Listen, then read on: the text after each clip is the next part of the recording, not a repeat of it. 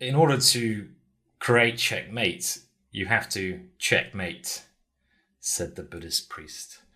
Um, what I mean by that is, of course, the final execution of any attack is key.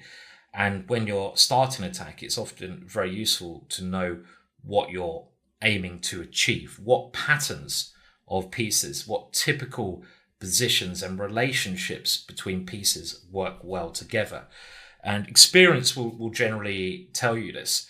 And in the video section now, I'm going to show you a couple of examples from the actual written text, written course. You can go and have a look at it there, but I don't think there's need to show you all of them in full. But the ones I'm going to show you are just showing you a relationship between pieces. And this is something you've got to build up and think about yourself. Queen and knight, for example, how do they work very well? Knight and rook, how do they checkmate very well? Typical patterns. There's lots of stuff out there, and just think, even by putting pieces on an empty board, how would you checkmate with a knight and rook? For example, I know the Arabian checkmate. Let's imagine rook here, knight here, opponent's king there, checkmate. That's the Arabian checkmate. So these kind of patterns are kind of things you should understand. It's all about relationships between the pieces and the spaces on the board, the areas of the board. Now, of course, there are a large number of them, and most of them are very elementary. So the ones that Vladimir goes into showing are ones that he thinks are a little bit more common, and ones which he does this in a way where he removes everything else from the board just to show them in a clearer way. And I like some of the ones that he's picked. He goes on to say that special relationships in a mating attack can be observed by examining mating patterns, focal points. We'll come on to that in a minute. That's weak areas in the opponent's position. And the roles played by ranks, files, diagonals, all the spatial aspects. And when you get to understand these more, experience, practice, you will understand them more. It'll become much easier to execute an attack. So this position here, and I suggest you try to work some of these out. White to play, and there's two common checkmate ideas when you have a bishop and queen against the opponent's king. This one, again, is I think, very common. There's many times when your opponent has castled, he gets his king stuck on g8 or h8 in a castle position. We have a bishop on d3. Very often that's where we put the bishop. And our queen is able to find a way in, and you get this structure. This is a very common one. How do you checkmate here? There's two ways. Can you see both ways? Well, the quickest way is to, again, every move is going to be discovered check, is to move this bishop somewhere on one of these on these squares, a bit further away. Let's go f5. I want to keep my pieces near the black king as I can. And when the black king moves, we do what I call a crisscross checkmate. So the bishop is rerouting like that. The bishop controlling the light squares and the queen controlling the dark squares. And that leads to checkmate. Well, apart from that little one there. So this is a normal one, but actually one that I find is even more common, because often there'd be a black pawn on f7 here after a kingside attack. White often will sacrifice and get rid of black's pawns on g7 and h7, but black is left with that f7 pawn. So if you try to go bishop f5, king here, bishop here, there will often be a pawn on that square stopping checkmate. So I find a more common pattern myself is bishop g6 and using the queen to do the damage. King g8 and now queen h7, and after king f8, queen f7 in this position, checkmate. But in a lot of positions, there would be a rook and a piece here, and let's say defending that one, and queen h8 would be another checkmate. So what I'm doing here, I'm applying these positions to real life scenarios, and I always suggest you try to do that. Try to think of scenarios where maybe you've had this, or what setup you can play it against. So that's the first little checkmate I want to show you, an introduction to this quite short chapter actually. This will probably be the quickest video of the whole course. Record. There's a lot of videos. Vladimir goes on to demonstrate this one. And this position is the 2-knight checkmate. And the point here really to make is that 2 knights on their own can not checkmate the enemy king. It's kind of impossible. You need to have a third piece or one of your opponent's pieces blocking some square.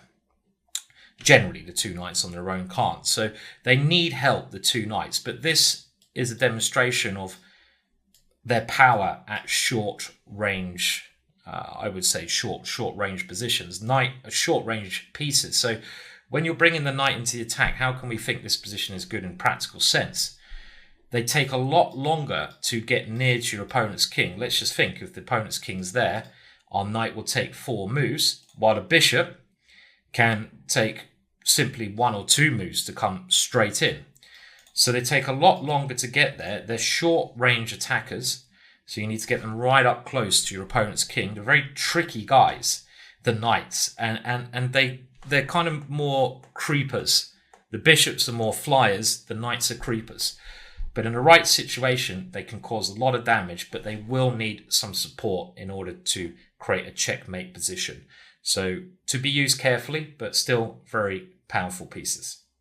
Now the next position is, again, I think one of the more common types of checkmates that you will get in actual fact, normally occurring in late middle game because, or not checkmate, as we may see, depending whose move it is.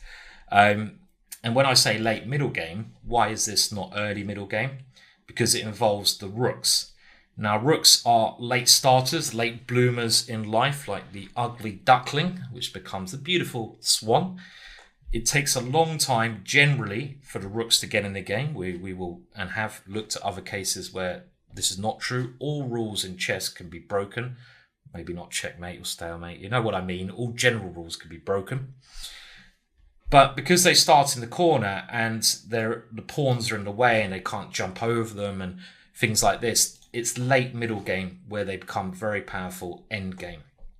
And this position here has been called the blind swine position. I don't know why. And again, if you want to look at more examples of this, look at the accompanying book. But I think the videos are not really needed here to explain each checkmate.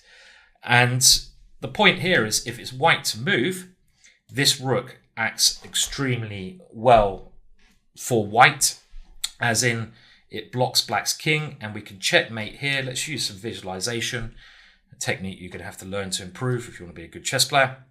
We can go rook g7 check. And basically what we're trying to do is get one rook here and one rook there. That's what you're aiming to do, and you can do that through checks. So check, king here, check, king here, and the other rook checkmates on g7. Boom. But in actual fact, if it's black's move, black can just move away with the rook, and now white can neither force checkmate or even win in this particular position, because black has sufficient counterplay, to say the least. I mean, this is only a made-up position, but if we try the same kind of thing, we can see that the escape square here is not working.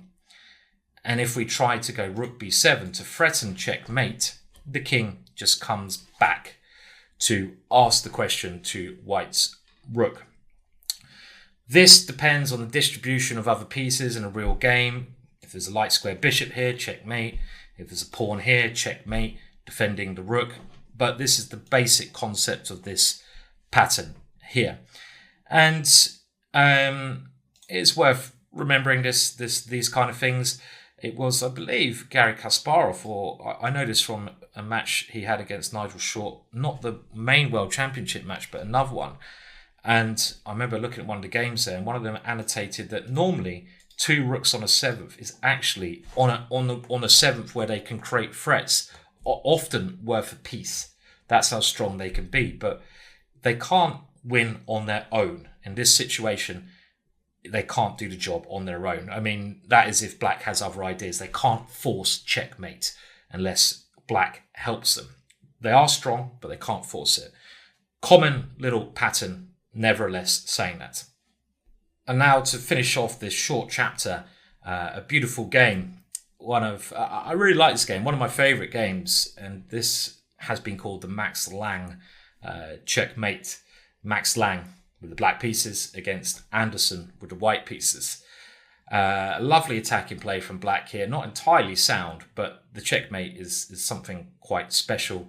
And there's a couple of moments, self-forking yourself, sounds like some rather dubious activity, works very well in this particular case.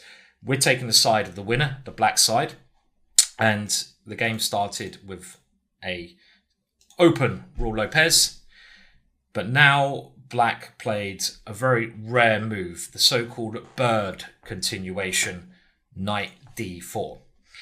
Now, knight d4 is a rare guest at tournament level, probably understandable. It breaks some basic opening rules. The major rule it breaks is moving the same piece twice in the opening. That is not considered good because you're losing time, and we know you have to be very careful when you lose time in the opening stages of the game. And, you know, what black is really doing here is moving a developed piece to get it exchanged off. So it doesn't make that great deal of sense. But the point being, we're threatening this one. White plays the best move. White takes here, gaining time. Black gets an interesting pawn structure. And the interesting pawn structure of this pawn is a bit of a fawn for white's position. And we have an immediate idea of queen g5 if, for example, white doesn't pay attention. Another trick that has occurred here is d3, c6, bishop here, queen a5 check. It's kind of a tricky little line. I mean, you know, this knight d4 has some tricks involved, but I wouldn't recommend you play it in tournament level all the time, surprise value only, because after this capture here, you can see white has a better developed piece and he can get another tempo for development. This next move is okay, attacking f7, and now black has to develop, and white goes for e5. Now, this is maybe not the best. I think a move such as d3 makes more sense. We can see that white is ready to castle, so any opening of the position can be met by a quick capture. Let's have a look at that one, and castling, and white can put some pressure on the e file towards black there as well.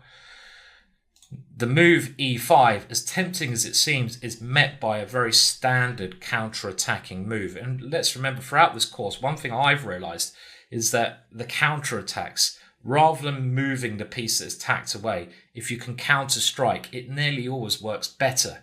You know, if calculated and you can calculate, it's better. Don't retreat, try to go forwards. And this is typical in King's Gambits. Rather than moving the knight, which should be really bad, d5 is a good counter-attack.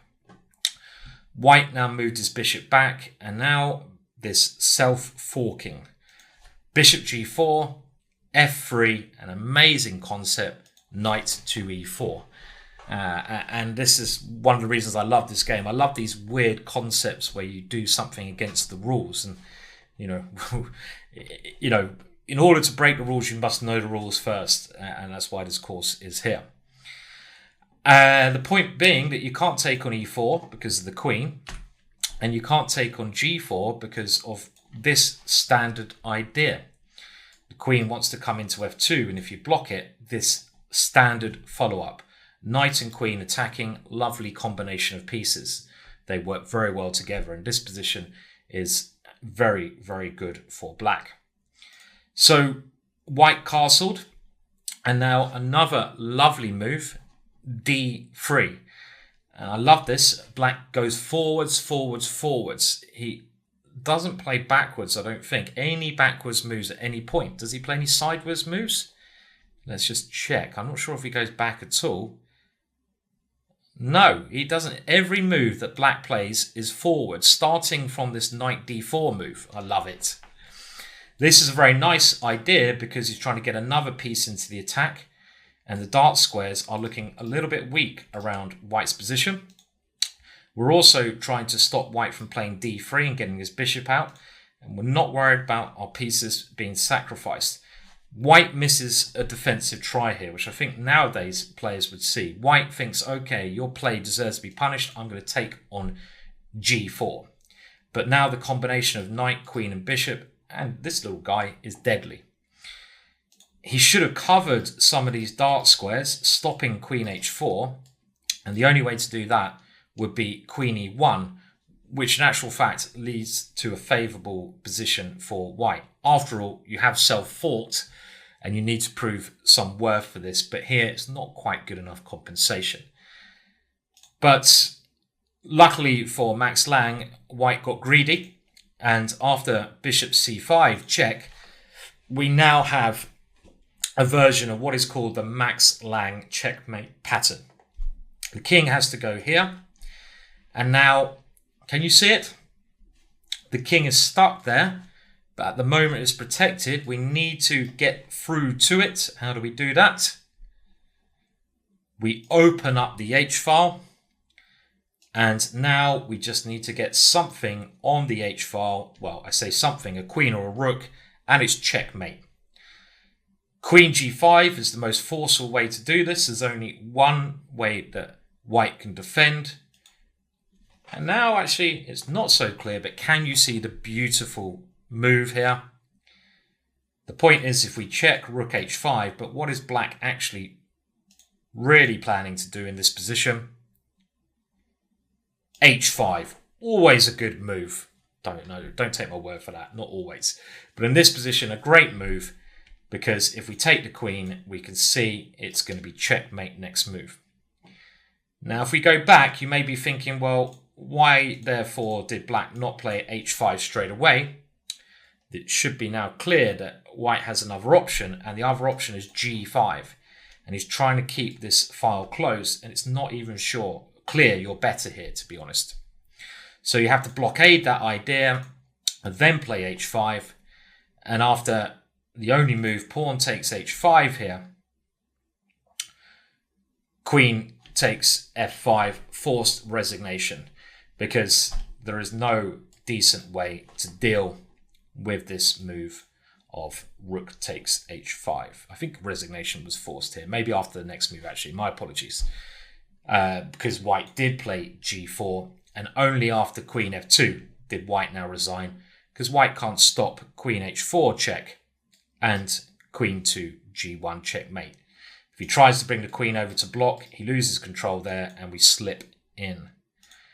I think there's other ways to checkmate as well as queen f2, and if you're feeling in the mood for it, you can have a little look here and try to find the other checkmates. But the Max Lang checkmate is this idea of trapping your opponent's king by cutting it off on the diagonal and then coming in on the h-file, cutting it off on the diagonal h-file. Very nice game by Max Lang there, and I especially like h5, one of the most powerful uses of the h-pawn ever in a game of chess. Brilliant stuff.